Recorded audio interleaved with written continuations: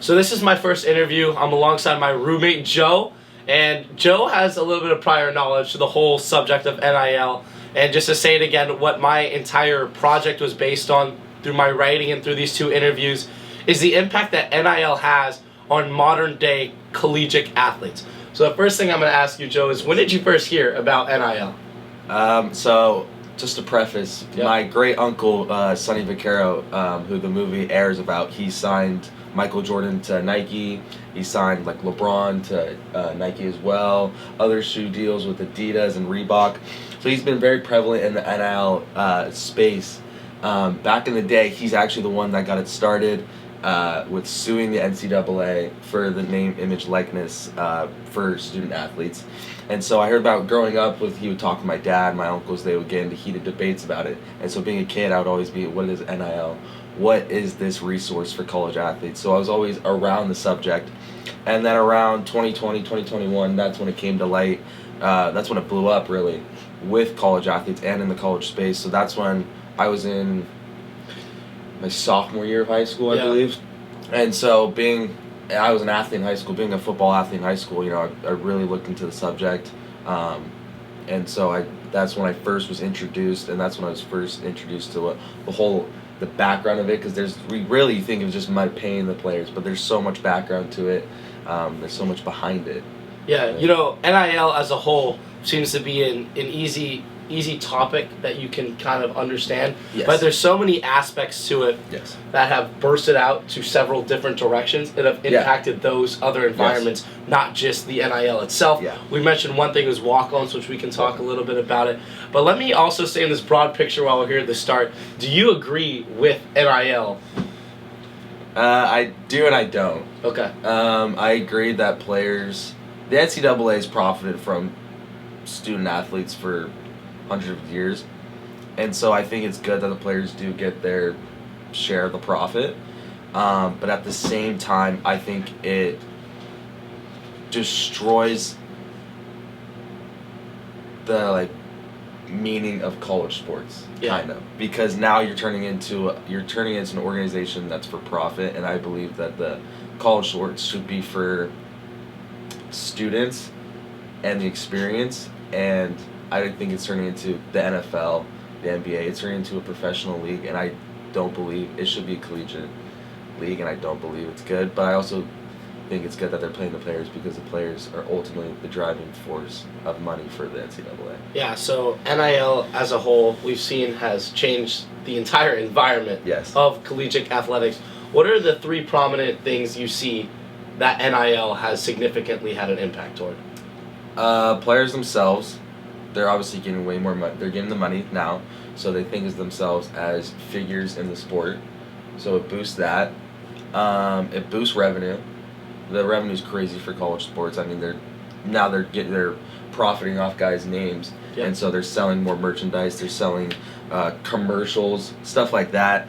Video games. Games. It's an endless list. It's crazy. Yeah, I mean, they legally can find anything. And then it just changed the sport, really. I mean, now you're looking at, you got a guy making $10 million a year as a 20-year-old on the roster, and then you have a 18-year-old freshman coming in who maybe, like we said, we'll talk about the walk-ons, trying to walk on or something like that. It's just a crazy disparity. I mean, you have some players making more than the coaches. Yeah. It's stupid. I mean, more than the NFL level. The NFL level, the next step. The league always minimum. Has been. Yes, they're making. You might as well just go to college for it, and then you could be like, all right, I'm set for life. You don't even. It kind of just ruins the process. The NFL dream that you. The whole dream. Growing up as a kid, you go through high school, you do good in high school, then you get a scholarship. Scholarship to pay for your school, so you get free schooling at least. And then you go to the NFL, and that's how you make your money. It's a whole process, and then it kind of eliminates the process. Now you just go to your freshman year and you're making $2 million. You're like, all right, what's the point? And you lose all your drive. That's why it's like the play in the NFL might get worse over time, because the guys don't have as much development and drive. Yeah, to play. And talent. Yes, so the ripple effect of it. It affects the league. Absolutely. So NIL, it's a newer problem that's arose. Yes. In 2021, the NCAA Corporation officially undid the ban that they had for players being able to rack up revenue from their name. So it's a recent thing, and as it evolves, there's got to be regulations and there's got to be some implements to be able to equalize this broad topic that's arose many, it's starting problems. Yes. So what do you think are some key, I would say, things that people in the office need to bring in through the NCAA to make sure that they can find a medium between players, coaches, teams, universities, whatever it is, but there needs to be something where, a guy's not making $12 million is just not going to the league. Yeah, there needs to be regulations for sure. One thing we talked about over Thanksgiving actually. Some people are hiring, some of the students, the athletes are hiring agents. Yeah. They're hiring agents to broker these contracts between them and the universities. Most of the time it goes through the athletic department, the athletic director. And so I think the schools need to have the resources available to educate the kids, because I think if we were talking about, if you give a 20-year-old $10 million, if I got $2 million right now, I would blow it. I would buy everything I could. Yeah. So you need to give the resources to these kids. You get them in a class, get them a mentor, give them something so they don't waste away this opportunity that they're given. I also think it's just there needs to be regulations on how much you can pay and who gets it. Yeah. You shouldn't be paying one guy $10 million and then the rest of the team gets $20,000. Yeah. Right? You need regulations so it's equal. Balance it out. Because there's no incentive, really. If you're like, okay, this guy's making $10 million, what am I doing here? Right? Why am I on this team? Like, yeah, I'm getting $20,000, but he's just going to get all the spotlight, blah, blah, blah. So I think there's going to be regulations in that. Also, just the schools in general, they just have to lock down more. I feel like it's just too loose right now. Yeah. You can do it whatever you want. Like we said, I was talking about it. They call them collectives. Yeah. So it's just a broad term. It's not like you're donating to this kid. So they just do collectives to the school. You donate to a collective, the NIL collective, so you can give it to one kid. You need to get it so you can donate to the overall football program, the volleyball program, the swimming program, stuff like that. Broad donation. It must be broad donation, because you're looking at a football player making $10 million, but swimming is nothing. Diving is nothing. You don't get nothing. So it's really just, you're looking at basketball, football, baseball, pretty much, for the NIL programs. So gymnastics, too, has been one of the big ones. Especially, that. So you need to look at the overall athletic department in general, not just one specific program within the athletic department. So I think that's also a thing that they need to fix. Yeah, and going on one of the things you mentioned earlier, so schools are kind of put in a weird position. They're thrown in a pickle because if they have a big-time player, for example, I'll go with Livy Dunn, who's a gymnastics star athlete, big star, who's kind of one of the broad views of when you think of the NIL subject. Yes. So that puts a lot of pressure on her university that she's attending, LSU, to make sure that because if she blows through that money and puts a hole through her wallet, then LSU, in a way, is responsible for that. Yeah. So there's been many schools, and it started with the University of Alabama, which is known as one of the most dominant football schools, probably the most dominant football school in the United States. And they came up with a program called Bama NIL. And what it was is they connected their players with brands, with markets, with agents, so that their money was being distributed to other sections that were not just Lamborghinis and diamond chains and whatnot, but it was investments and where to keep your money safe. Yeah. The 30% split here and then 20% split there, whatever it is, so that they're just distributing this money and it's not just all going to waste. We saw some other schools. I mentioned it in my paper too. The Ohio State University and Michigan University, two other big football schools and big schools in general for collegiate athletics that have also kind of tailed behind Alabama and have put these programs into light that players can take advantage of and help to mentor. But, I mean, the whole playing atmosphere is so much different. We talked about 2021. Prior to 2021, you played for your team. You worked in college and you got the scholarship, or you worked in high school, worked up to a scholarship, and that meant a lot. Your hard work paid off. You get your dorm paid for, you get your books paid for, you get your food paid for, everything. Your equipment, whatever it would be, and it was a big deal. Yeah. The biggest deal what I saw about that, all the players are the same. Everyone's equal. You all managed to get this, besides walk-ons, but that's a whole different section. Yeah. On scholarship players, you all made it, you all accomplished the same goal, and you're all there playing with the same benefits. Yeah. So I'm going to ask you, from days prior to 2021 to the modern day, how has the mindset of the athlete changed? Well, it's changed to a more professional athlete mindset where they're looking to sell themselves in a way. Yeah. So you can market to other teams to get a higher pay.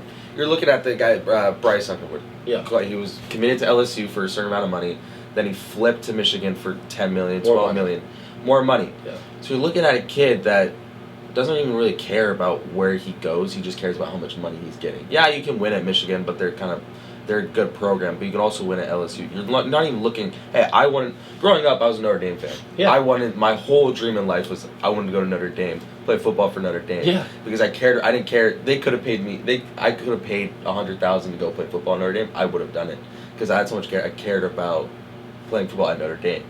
You have kids now where it's like, no, I have to get $12 million in order to go to Michigan. Yeah. Michigan's one of the top programs in the country. They just won the national championship. And you're getting paid $12 million to play football. Exactly. It's, so it makes it's no insane. sense. I mean, but like going back to like your Livy comment, like Livy, I don't even think she's that good at gymnastics. No, she's a social. Yeah, she's like a social icon. So where it's like that's the image that they're not even paying for performance. They're paying for a social image to get more revenue for the school. So it's just I don't know, it's just a crazy mindset that you're not even doing for the performance of the school, you're selling yourself and you're trying to get more money for the school. Yeah, I'll jump back on the Livy topic. She's not the top of her class. Yeah, I don't think she's that good. And we just saw recently she committed back for her 5th year. Did she? For what reason? For more the money. NIL money. Yeah, but because when you graduate from LSU, you still have that fame, yes. but then that's where your fame starts to descend. But also the issue with her is there's no like next level gymnastics. Exactly. It's like the Olympics, and she's not good enough to go. So after college. After college, what? Her revenue is going to be done. Yeah. So that's why she's going back, and the college revenue is just crazy. So that's what the whole thing is. It's like a professional league. Yeah, I mean it helps to also be dating the pitcher of the Pittsburgh Pirates. The number one pitcher in the yeah, who's thrown unholy amounts of steam. But that whole aspect of I'm gonna stay a 5th year for this. And then I want to tie back into the Notre Dame. The whole thing about recruits is passion, you know? Yes. And one of the things that we saw a lot coming in with big-time recruits is that it was mysterious. You would not know where they would go. So it's like you see the number one guy, he's like, yeah, I'm going to commit to Louisville. Exactly. It's like, why would you go to Louisville? It's like, well, I grew up there my whole life, diehard, Cards fan. Yes. That's where I'm going to go. Yeah. I'm going to go play for Louisville because that's what I was growing up into and that's what my heart desires and that's what I want to do. Yeah. But now it's like, yeah, I grew up in Louisville. Louisville's great. But hey, Ohio State's paying me $8 million to go play football for them. I'm there. And then it's not a thing where you're connected with the school. Yes. Like, you're going to Louisville. You're like, I'm dedicated to Louisville. Yes. I'm putting my time into Louisville and I'm going to get invested in the culture of what Louisville has to offer. Yeah. But now it's, okay, Ohio State's paying me $12 million.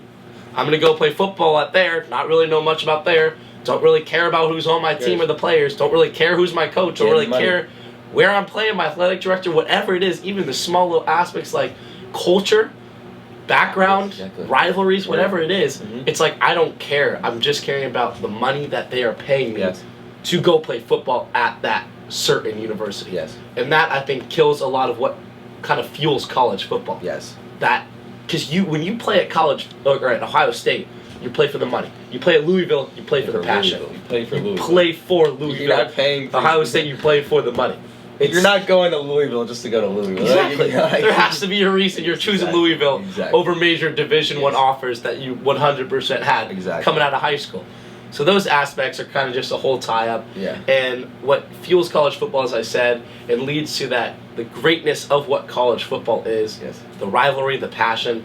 I feel like throughout all the money, that is another topic, but that, too, is what can start to hurt. The one good thing that I would say I haven't touched on is it guarantees that the players... Because you don't know, if you come in as a top 5 prospect, we've seen top 5 prospects fall off the map. Absolutely. So it's good in that sense where, okay, yes, you're going to be set for life. Those guys will be fine because you're not guaranteed to make it to the league and guaranteed. So it's good for lower income families. There's truth that a lot of lower income kids are good at football and they will set their families up for life. Because they're not guaranteed to make it to the league. I was talking with Sonny. He said Tracy McGrady. Tracy McGrady was... he puts on a camp every year. Tracy McGrady was 175 in the camp.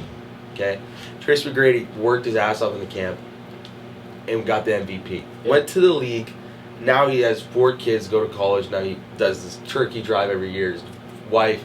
It sets people up for life. Just making it so it's good in that sense, but also just, yes, like you're saying, it ruins the passion. Yeah. And you know, it's also a good opportunity because you don't really have that. You never had that big time cash in opportunity when you were in college. It was always you go to the NFL and then you have to prove yourself at the NFL level and then cash out. You know, it was never I'm cashing out $12 million before I've even played a snap of football of college football.